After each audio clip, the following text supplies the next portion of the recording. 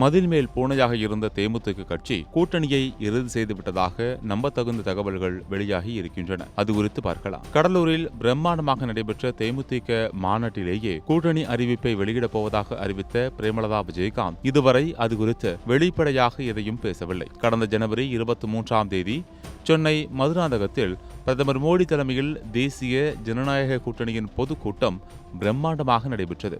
இதில் டிடிவி தினகரன், எடப்பாடி பழனிசாமி, அன்புமணி ஆகியோர் கலந்து கொண்டனர். பெரிதும் எதிர்பார்க்கப்பட்ட தேமுதிக கலந்து கொள்ளவில்லை. இதனால் அவர்கள் திமுக கூட்டணியில் இணைய வாய்ப்புகள் அதிகம் என்று அப்பொழுதே பேச்சுக்கள் எழுந்தன. இந்நிலையில் முதல் முறையாக திமுக கூட்டணியில் தேமுதிக இணைய இருப்பதாக புதிய தகவல்கள் வெளியாகி உள்ளன. 6 சட்டமன்ற தொகுதிகளுடன் ஒரு ராஜ்யசபா சீட் கொடுப்பதாகவும் திமுக உறுதியளித்திருக்கிறதாம்.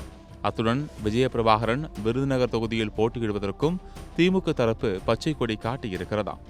வென்றால் எம்எல்ஏ, இல்லையெனில் ராஜ்யசபா எம்பியாக விஜயபிரபாகரன் அனுப்பி வைக்கப்படுவாராம்.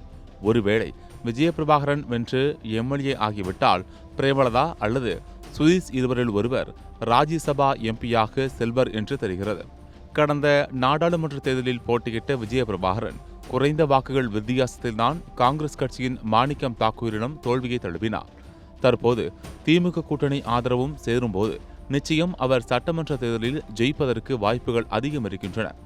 கடந்த 2005ஆம் ஆண்டு கேப்டன் விஜயகாந்தால் தொடங்கப்பட்ட தேமுதிக கட்சி 2006ஆம் ஆண்டிலிருந்து தேர்தலில் போட்டியிட்டு வருகிறது.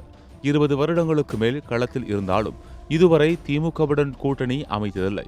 கூட்டணி அறிவிப்பு உறுதியானால் முதன்முறையாக திமுகவுடன் கைகோர்த்து தேமுதிக சட்டமன்ற தேர்தலை எதிர்கொள்ளும் என்பது குறிப்பிடத்தக்கது.